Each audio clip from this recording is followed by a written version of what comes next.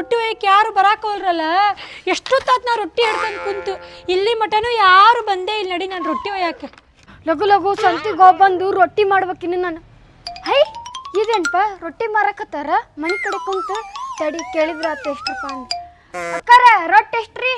ರೊಟ್ಟಿ ರೀ ನೋಡ್ರಿ 10 ರೂಪಾಯಿ ಒಂದು ರೊಟ್ಟಿ ತಗೋರಿ. ನಿಮ್ಗೆ ಎಷ್ಟು ಬೇಕು ತಗೋರಿ, ಕಡಿಮೆ ಮಾಡ್ಕೊಡ್ತೇನೆ ಅಂತ.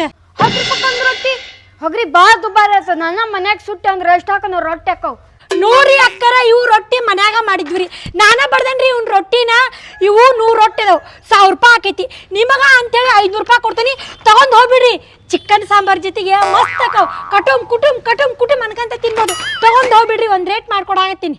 ಹಾಂ 500 ರೂಪಾಯಿ ರೊಟ್ಟಿ ಚಲೋ ಆತಡಿಪ್ಪ. ತಗೊಂಡೋಗಿ ನನ್ನ ಗಂಡಗ ಇವನ ನೀರಾಗ ಎದ್ದಿ ಕೊಟ್ರಾತು ಬಿಸಿ ರೊಟ್ಟಿ ಅಂದ. ಕೊಡ್ರಿ ಅಕ್ಕರ. ತಡ್ರಿ ಅಕ್ಕರ ಕೊಡ್ತೀನಿ.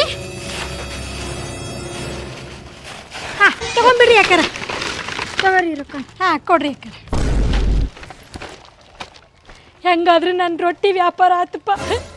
2 ತಿಂಗಳದ ಹಿಂದೆ ಸುಟ್ಟಿದ ರೊಟ್ಟಿ ಒಂದೊಂದು ಸೈಡಿಗಿಟ್ಟು ಅಷ್ಟಕ್ಕೊಂದು ರೊಟ್ಟಿ ಮಾಡಿ 500 ರೂಪಾಯಿ ದುಡಿದೆ. ಜೋಳದ ರೊಕ್ಕ ಇಲ್ಲೇ ಬಂತು.